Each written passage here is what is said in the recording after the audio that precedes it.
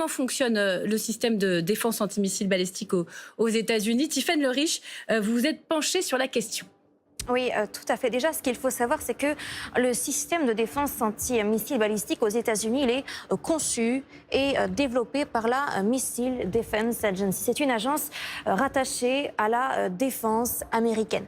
Son budget, 10,4 milliards de dollars. Et sa devise, eh bien, défendre les États-Unis, leurs forces déployées, leurs alliés et leurs amis contre les attaques du missile. Et pour ce faire, la Missile Defense Agency dispose de tout un tas d'outils, une panoplie d'outils. Tout d'abord, des satellites situés dans l'espace, en orbite autour de la Terre, mais aussi des radars situés au sol ou en mer, partout à travers le globe. Leur rôle, c'est de détecter le lancement d'un missile et de suivre sa trajectoire. Et puis à côté, les États-Unis disposent surtout d'importants systèmes d'interception des missiles capables d'intercepter une menace quand elle est en vol. Premier système d'interception, le système GMD pour Ground Based Midcourse Defense. Ce sont des missiles intercepteurs capables d'intercepter la menace jusque dans l'espace quand elle est en plein vol. Les États-Unis en disposent de 44 situés sur son sol, répartis entre la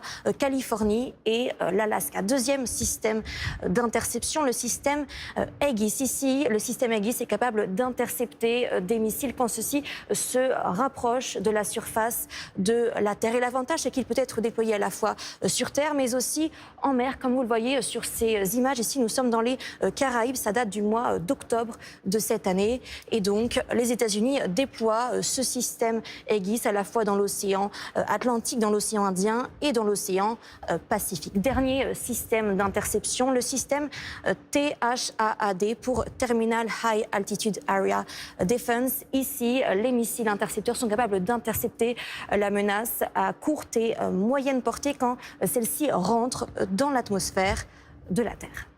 Tiffaine, on comprend bien que ce système de défense antimissile balistique américain est extrêmement sophistiqué et pourtant Donald Trump cherche à encore le renforcer.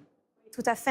Donald Trump, en ce début d'année, a indiqué son souhait de doter les États-Unis d'un Golden Dome clairement inspiré du dôme de fer israélien que vous voyez sur ces images. L'idée serait de doter les États-Unis d'un bouclier antimissile qui assurait une meilleure défense du territoire, et ce, dans plusieurs domaines. D'abord, pour ce qui est de l'interception des missiles en phase de propulsion. C'est une phase très courte, on parle de 3-4 minutes seulement.